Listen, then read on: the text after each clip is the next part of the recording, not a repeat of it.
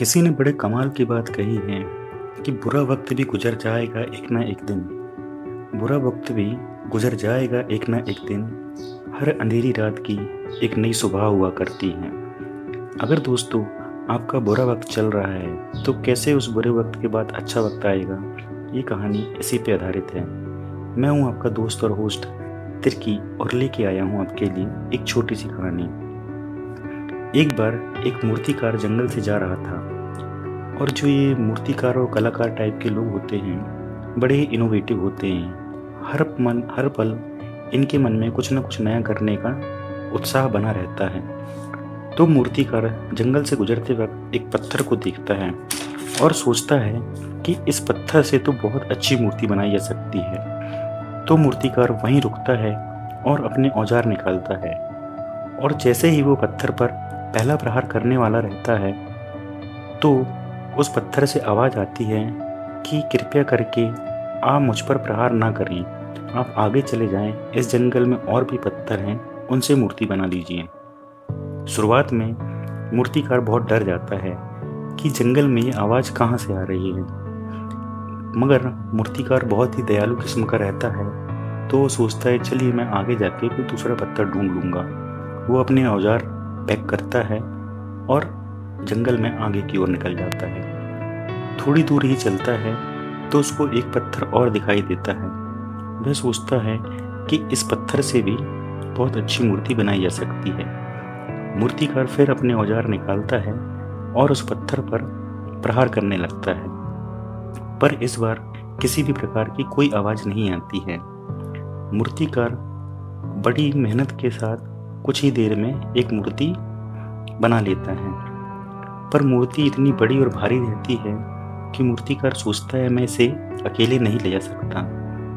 तो वह जंगल से निकलकर अपने गांव वापस जाता है और जैसे ही वो गांव जाता है तो वहाँ गांव वाले बड़े खुश होते हैं कि मूर्तिकार वापस आ गया और वह उस मूर्तिकार के पास जाते हैं और उससे कहते हैं कि अच्छा हुआ तुम वापस आ गए, गांव का मंदिर बन के तैयार है और हमें एक मूर्ति की ज़रूरत है, तुम मूर्ति जल्दी से बना दो। तो मूर्तिकार कहता है कि मूर्ति बनाने की क्या ज़रूरत है, मैं अभी जंगल में एक मूर्ति बना के आया हूँ, तो आप में से 4-5 लोग मेरे साथ चलें और हम उस मूर्ति को ले आते हैं। तो कुछ लोग मूर्तिकार के साथ जंगल जाते हैं और उस मूर्ति को गांव वापस ले आते हैं और बड़े ही धूमधाम के साथ उस मूर्ति की स्थापना मंदिर में की जाती है। फिर गांव वाले उसी मूर्तिकार से बोलते हैं कि मूर्ति की स्थापना तो हो गई, मगर हमें एक पत्थर और चाहिए जिस पे हम नारियल फोड़ सकें। तो मूर्तिकार कहता है कि जंगल में ही मैंने एक पत्थर और देखा था जिसके साथ मैंने कुछ नहीं किया, तो हम चल के उस पत्थर को भी ले आते हैं।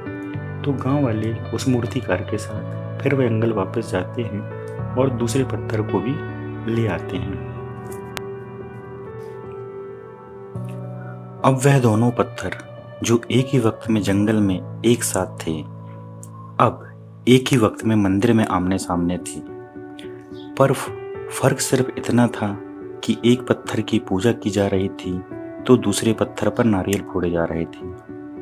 तो वह पत्थर जिस पर नारियल फोड़े जा रहे थे उसने दूसरे पत्थर जिसकी पूजा हो रही थी उससे कहा कि यार तुम्हारे तो बड़े मज़े हैं, तुम्हारी तो पूजा हो रही है, तिलक लगाया जा रहा है, आरती हो रही है। तो उस पत्थर ने दूसरे पत्थर से कहा तुम्हारी भी पूजा होती, आरती होती, अगर तुमने उस पहले प्रहार को ये समझ के सह लिया होता कि ये दुख, ये दर्द, ये बुरा समय सिर्फ कुछ पलों के लिए है, इसके बाद तो मुझे सफलता मिल ही जानी है। तो दोस्तों इस कहानी से एक सीख मिलती है कि हम परेशानियों से, मुश्किलों से घबरा जाते हैं। हम सोचते हैं कि हमारा ये बुरा वक्त अब कभी ख़त्म नहीं होगा। हम डरते हैं कि हमें कोई दुख ना मिले, कोई परेशानी ना हो, लेकिन शायद आप यह नहीं जानते कि परेशानियों और मुश्किलों के बाद ही सफलता मिलती है।